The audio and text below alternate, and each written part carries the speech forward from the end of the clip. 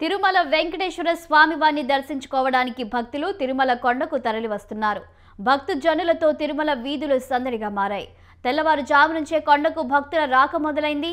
తిరుమల వీధులు గోవింద నామ స్మరణతో మారుమ్రోగుతున్నాయి. సుప్రభాత సేవ అనంతరం భక్తులను తిరిగి దర్శనానికి అనుమతించారు.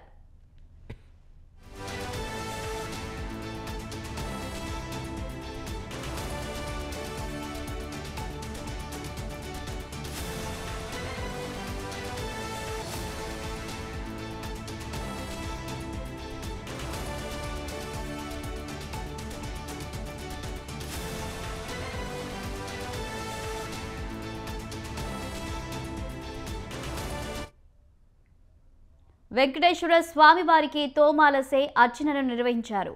తిరుమలలో టోకెన్లు లేని భక్తులకు శ్రీవారి సర్వదర్శనానికి 10 గంటల సమయం పడుతుందని టీటీడీ అధికారులు తెలిపారు.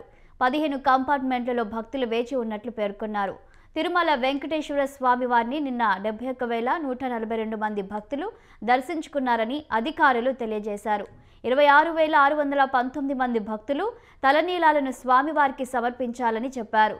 శ్రీవారి హుండీకి 4.13 కోట్లు ఆదాయంగా వచ్చిందని టీటీడీ అధికారులు వెల్లడించారు.